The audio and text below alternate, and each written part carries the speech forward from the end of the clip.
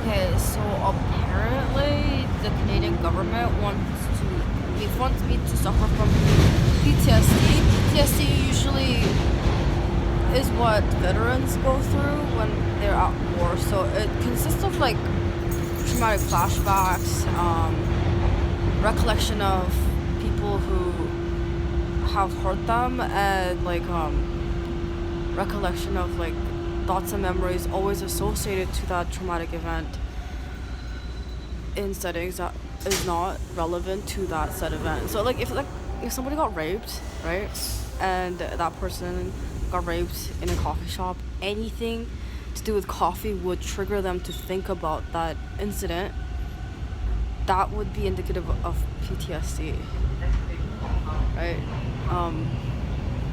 Even if they're out having coffee with a friend, like they wouldn't be able to, like they'd get anxious. Ladies and gentlemen, this train They will hold momentarily here feel like, compensation for crew changeover. I don't know, they feel like someone's trying to like hurt them or whatever. Like they feel like someone's about to rape them again. Like anytime there's like some mention of coffee or like the smell of coffee would get them in that fight or flight mode, right? And that would cause them significant inability to socialize or to hold on a job. Usually they have substance abuse disorders, and eating disorders on top of PTSD. Yeah, I mean it's not everyone's gonna have PTSD. Even if it's the same traumatic event. And I think that's the thing that they're not understanding. What causes somebody to have PTSD versus another person? It's from what I've read, it said it was a mixture of environmental and genetic factors into play. Like so it's like you can be predisposed to having PTSD or experiencing PTSD. Most likely if your family members also experience PTSD. And it's a frequent ongoing flashback of those symptoms that occur consistently for over a month. So that's when it's considered PTSD. Like if it's a fresh event and someone's still shocked by it, and after a month it goes away, like they're kind of like they've desensitized themselves to it, so to speak, that's not PTSD. But if it's been a year and they're still like, they can't even go to a coffee shop anymore with, using the same example as before. After a year, then yeah, that's PTSD. But that's basically what that is. I don't know why people want me to be traumatized so badly, like PTSD. I have a sneaking suspicion that they are suffering from PTSD themselves, which is actually one of, like, the reasons why it's hard to get them into treatment. People with PTSD typically tend to relive that situation, and they do things in an effort to normalize said incident through acting out or through having experiences that are that same incident over and over and over again to say that it's normal.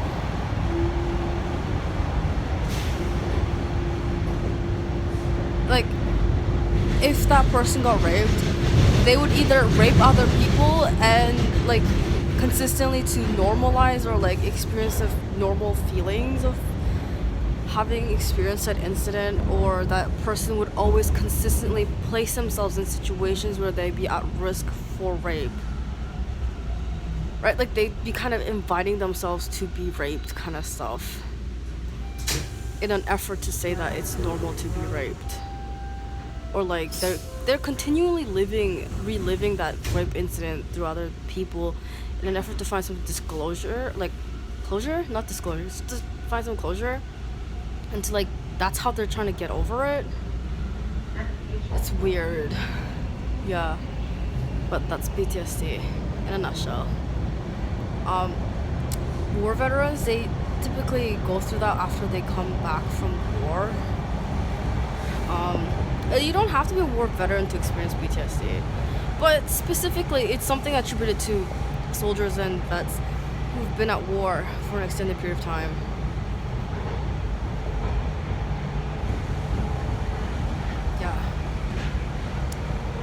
Anyway, it's not something everyone goes through, and it's definitely a mental health. It's a serious mental health condition, and if left untreated, can actually cause a person to be completely non-functional.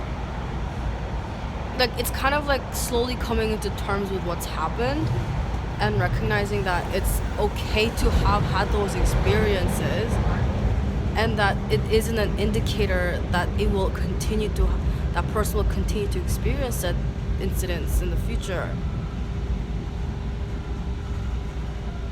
Yeah, that's the whole point of PTSD and or trauma and or etc etc.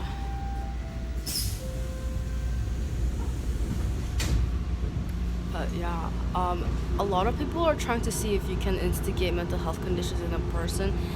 The answer is that you can't. It's something a person experiences and is susceptible to based on his or her own needs and the type of person that they are. So you can't actually walk up to a person and then expect them to like be mentally ill because you're mentally ill. Yeah, that's not how it's transmitted, kind of thing. Like, if you are enabling somebody's mental illness, then you might be at risk for developing some sort of mental health condition, such as a personality disorder, because it's very antisocial, right? And it does cause problems in a person who does those kinds of things, whether or not they are aware of it. Sorry, I'm trying to like make sure nobody else is in this video. Okay, this is why it's important for people to recognize like what they find enjoyable and what's okay and what's not okay. Okay. Yeah, so like, some people are definitely more susceptible to certain disorders than others. Kind of like, you know, if you have a weak immune system, you're more frequently or you're more prone to catching a cold or a flu than somebody with a stronger immune system. Some people who have allergies have like sensitivities in certain things because of their allergies. Some people without allergies, they don't have those sensitivities. It's kind of like that. So I have allergies. I have really bad allergies, and it actually is a reason why. Speaking of allergies, I have lactose intolerance. I still eat and drink dairy, but I drank a creamer or like dairy milk or whatever, and it was rotten, like it got spoiled, and I was like, I almost died. It was really bad.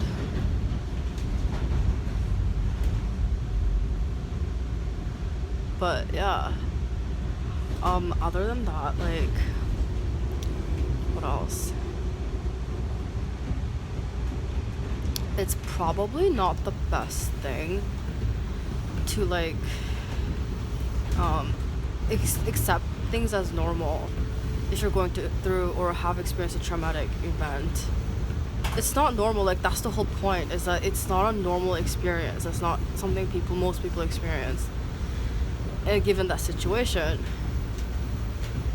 And that's actually why it's called PTSD, because it's an abnormal experience in a situation. Like, it's an incident that is a low chance of it occurring, right? Like, it's not okay for that to have happened, and it shouldn't have happened, but it did. And yeah, it sucks. But I mean, at the same time, what are you gonna do? Because it's already happened, and you're trying to negotiate. It's like watching somebody going through grief is very similar to watching somebody trying to come to terms of their PTSD. It's like, okay, you have to accept what's happened, you have to move on. And honestly, the person who is on the receiving end, I mean, typically I've noticed that people with PTSD are the ones who are instigating all of these incidents that cause them to go through that trauma, which is something a lot of therapists don't go through because it triggers them, and that causes them to either completely shut down and block out everything, and it causes them after that to respond very violently towards the therapist or anyone else around their vicinity. So this is kind of something that people are trying to avoid. They get very sensitive about it. It's a touchy subject for them. But yeah, I don't think that if people are wondering how mental illness starts, it's like a biological illness. Um, like there's ways to fight it off, but it honestly starts with the fact that a person's thoughts and emotions are dysregulated. So, and this is controlling for the fact that like they're not going through some sort of trauma or like some war or like famine or poverty, like that kind of stuff will affect a person. But in the case like that person isn't going through anything that's affecting their health to that extent, and they're responding in a way that it would have affected them, is really a good indicator. Like, you know, acting as if not being able to afford something is the end of the world, if it isn't an essential thing, then that's kind of what leads to a mental health crisis. A lot of people don't realize this, but it's usually because the person who are, this is where the stigma comes from. A lot of people who are mentally ill have done something to trigger their illness. So they weren't being safe. They weren't actually like, not safe, like they weren't actually like doing something right. Right? Like it's like if somebody stole and they refuse to acknowledge or even admit it, and they block that out, and it's hurt another person and they just don't want to admit it, that will trigger them into going through some sort of psychotic episodes. Right? Like somebody with PTSD. And then that can actually lead to some sort of like, I don't know, depression or anxiety or what have you. That's typically how that starts. Right? I mean, even if a person is forced into doing so, they need to be able to come to terms with that's what they've done. Kind of thing. Like, I don't know. But yeah, it doesn't happen overnight. Like, you don't wake up and be mentally ill. Like, it's a slow oncoming thing, but people can notice the significant changes in the person's emotions and thoughts over time.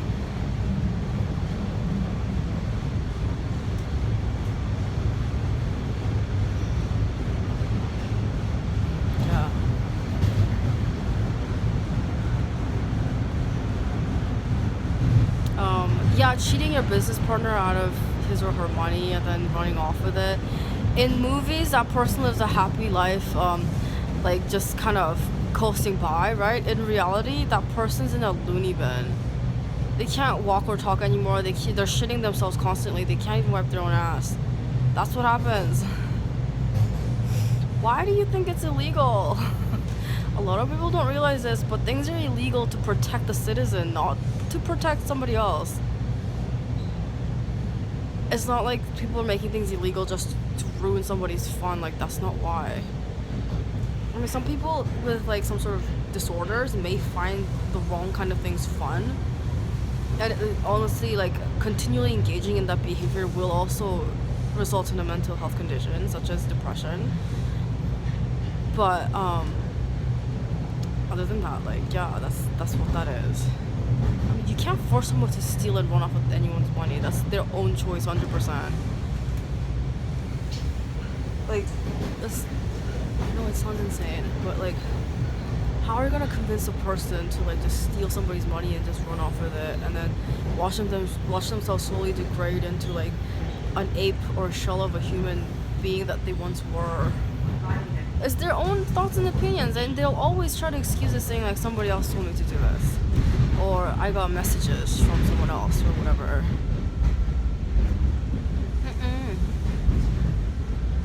What's all that? Anyway, I'm not there because there's a stigma. Oh my god, I have like this. I don't know what it is. I think it's these are bug bites, right?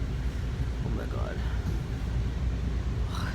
His portal was dirty. He was like threatening me, saying if I don't go with him, he's gonna kill me. I'm like, fuck. But yeah, I'm